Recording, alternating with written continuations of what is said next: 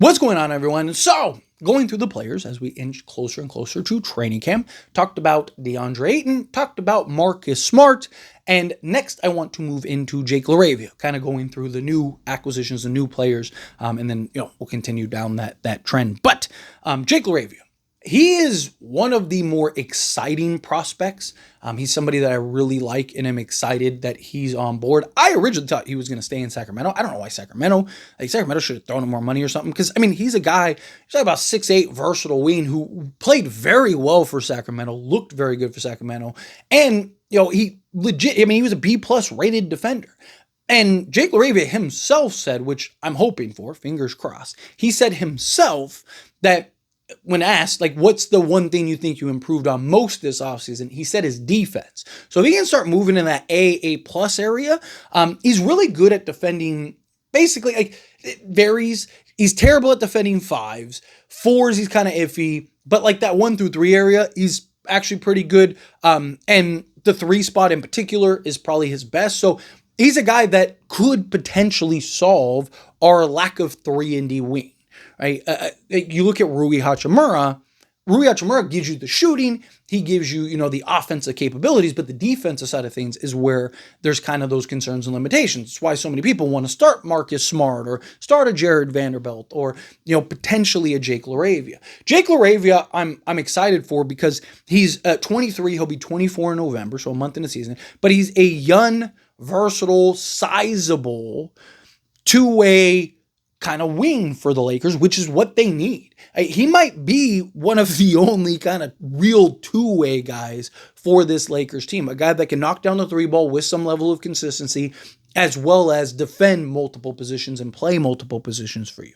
If he can kind of continue to improve his shooting, he's going to be slotted alongside Luka Doncic, as well as Austin Reeves and LeBron James. You might even be able to kind of go a bigger lineup and slot him in at the 2, because he actually does have success defending 2 guards as well and point guard stuff. So you can he might be able to give you a little bit of that lineup creativity that you just currently can't do with guys like Rui Hachimura and stuff like that, where Jake Laravia has the size easily to slot in at the 3 or the 4, but might be able to do some other kind of creative lineups and kind of go the mid ball where Jake Laravia maybe is playing the 2. So you got Luka, Laravia.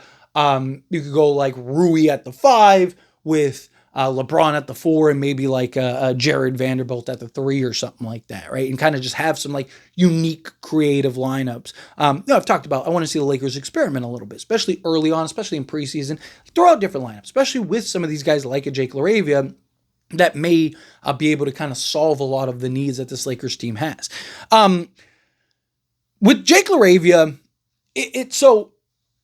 he's shown real promise. A couple things about Jake Laravia is his health. Him staying healthy and staying on the basketball court is a real concern. He's not a guy that's played 82 games a season or anything like that. You kind of go over the games played, 35, and then last year between Memphis and Sacramento was 66. So the most games he's played in a season, which was last year, was 66. Part of that early in his career, particularly his rookie season, was just him not playing. So, I want to be fair to that. It wasn't like he was just hurt the entire time and stuff like that. But, part of it has been injuries. He was killing it and torching in Sacramento when he went to Sacramento, especially during the stretch before he got hurt. And all of a sudden, again, he gets hurt. And so it's can he stay healthy on the basketball court? So that's definitely something we got to keep an eye on, because if he can, there's the potential. He solves most, if not all of the Lakers' issues, at least at the wing spot. If he can legitimately be that 3-and-D wing for the Lakers, then it does a couple things. One, again, it solves that need. But 2, even if you do want to go get kind of that Andrew Wiggins for the experience factor to go run and try to go win an NBA championship, you're now not coming from a place of desperation where it's hey, we really need a guy like Andrew Wiggins, a legit 2-way guy that can defend 1 through 3 for you. If Jake Laravia is that, now it's, hey, we want Andrew Wiggins still just for his experience of that, but we don't need him. Look at Jake Laravia. Look at how good Jake Laravia has been. And now you kind of solve that issue without having to go and trade to solve that issue. So Jake Laravia has the potential to kind of fix a lot of the Lakers' issues and long term, because he is so young. He could be a real foundation piece, a real building block for this Lakers team I mean, for the foreseeable future, if he actually works out. And it's really going to be up to him. It's can he continue to improve and take strides on the defensive side of things? Because that's going to be the key. Right? Like, yes, obviously we want him and need him to score something. Right? His best scoring season was 2023-2024, in which he scored 11 points. Right?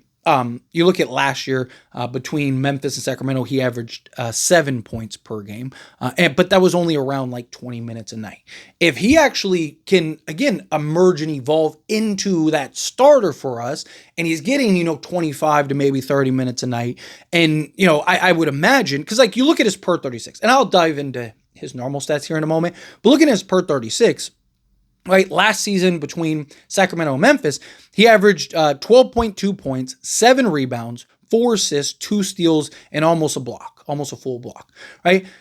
If he can give you that, then he's our starting 3, right? Like, because Rui Hachimura is giving you basically, 13 points a game with like 5-6 rebounds, right? So if Jake Laravia can give you basically 13 points a game with 5 or 6 rebounds, but is giving you the defensive side of the ball, then as much as I love Rui, I'm sorry, you're going to have to go to the bench or you're going to look to trade him, which also could, if Jake Laravia kind of emerges into that guy for the Lakers, now kind of makes trading Rui Hachimura a little more digestible. It's just the other thing too is like, is he going to be able to shoot the 3 ball with consistency? That's something that is another factor that's going to play in a role, because Rui's been so good shooting the 3 ball. However, you look at last year, if we can get the shooting that he got last year, then yeah, watch out. So last year between Memphis and Sacramento, he shot 42.3% on 2.2 attempts. So question is the volume size. The most attempts he's had in a season was the previous year, in which he shot 4.5 attempts, but he was only 34%. Now, granted, that was Memphis, and that was the year that they didn't have Ja and everyone got hurt and stuff. So they didn't have like the playmaking and the distraction. So like, how much of that was just like he's 34% 3-point shooter that year, or how much of it was like they didn't really have the playmaking to get him the quality of looks to potentially open up the shooting for him. But now slotting alongside Luka Doncic, LeBron James, and Austin Reeves, that could really open up the potential to just be a better 3-point shooter and improve his 3-point shooting, which could go a long way. Because if he can be, even if he's not, say, 42, 43%, because with Memphis, on 2 attempts, he was 44.4%. With Sacramento on 3 attempts, he was 38.5%. If he could just be 38.5%, right, on like a handful of attempts for the Lakers, that's perfect. I'm totally okay with that. If he can knock down 1 or 2 threes a game, depending on the volume, right? So like say he give you 2 threes a game, 5 attempts, somewhere in that range, or 1.5 threes a game made on 5 attempts, and now he's 38.5% from 3-point range, and he's playing the defense and he's giving you, 13 points a game or whatever. And he's a guy that can self-create just like Rui and do a lot of the same stuff that Rui can do, but gives you the defense side of things. Then again, that really expands and it solves so much for the Lakers. So much for the Lakers. And we'll see. Like, I wouldn't be shocked if Jake Laravia is coming off the bench to start the game. Like, is he, like, what would he have to show in training camp to tell JJ, okay, we need to start him over, say, a Rui, Jared Vanderbilt, so on, Marcus Smart? Same thing with like preseason. Like, what would Jake Laravia have to show in order to start him? But my point is, like, I don't know if that's enough time for him to prove like, hey, I'm clearly the starter.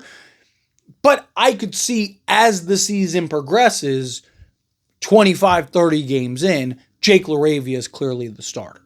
I could see, Jake Laravia, if he's kind of coming in, buying in, playing both sides of the basketball in that limited, say 15, 20 minute role. And it's like, dude, like it's undeniable at this point, right? Now he's kind of moving in, shifting in, and now playing that role for you. That's where I could see him maybe getting the starting nod. I hope he's just that good in training camp. I just hope he's that good in preseason to where the Lakers are like, dude, he might be the guy we need to start, right? Like, and if that's the case, then perfect, because the better he is, the better the Lakers are, right? And especially if he can move Rui off the bench, and if he can maintain his level of shooting and scoring off the bench, which is my concern, because we've seen Rui kind of check out when he goes to the bench. But if he can kind of stay focused, stay bought in, stay locked in, Jake Laravia kind of moves into that role. Then, I mean, if you can get 13 points a game from Rui still off the bench, that could be huge for the Lakers. And even in the meantime, if Laravia is coming off the bench, if he can give you, 10 to 13 a game off the bench, that could be huge, plus playing the defense, so on and so forth. Something I've talked about. So when the Lakers got Rui Hachimura, it was around the same age as Jake Laravia. Right? Jake Laravia is better now than Rui was when we got him. So I'm not necessarily arguing right now. Jake Laravia is better defensively right now, but Rui's really, to his credit, really molded and adapted into that role, that 3 spot for the Lakers as that catch and shoot 3-point shooter. So he deserves applause. I don't want to sell him short by any stretch. But when we originally traded for Rui Hachimura and brought him in, he was a lot more raw, and there were a lot more questions about him than there are about Jake Laravia. Jake Laravia is better overall right now than Rui was when we originally got Rui. So can Jake Laravia kind of take the strides that Rui did over the years? Because if he does, like the same kind of trajectory from like when we got Rui to now, I mean, Jake Laravia could be huge for the Lakers. I mean, better than Rui's ever been. Again, I don't want to try to sell Rui short here, but if Jake Laravia can kind of show that two-way capabilities, watch out. But diving into kind of the stats real quick in general. So 20.4 minutes per game. This is between Memphis and Sacramento. Shot 47.5% on 5.1 attempts. 3-point range on 2.2 attempts, 42.3%. From 2-point range on 3 attempts, shot 51.3%. He shot better both places in Memphis. His 3-point shooting in Memphis was 44.4%, but he took more volume in Sacramento. So he shot 38.5%, which is still good on 3 attempts compared to 2 attempts, so 1 more attempt, and then 2-point range with Memphis 3.2 attempts, 51.7%, where Sacramento's 2.3 attempts on 50%. EFG 56.4% overall between the two teams, which is really good. Free throw shooting, definitely needs to work on his free throw shooting. He is a career 75.1% free throw shooter. Last season, he was 67.8%. The previous year, on 3.1 attempts, he was 83%. So was it just a volume issue? Maybe you can kind of get back to that. That would be really nice. Rebounding, 4 rebounds, 2.5 assists, a steal, half a block, and then 7 points per game. But let me know your thoughts and opinions down in the comments. That being said, if you haven't liked this video, hit that like button. Else but not, we enjoy these types of videos, and I truly appreciate it. Not subscribe to the channel, hit that subscribe button, turn on the bell notifications. Appreciate y'all. See you in the next one.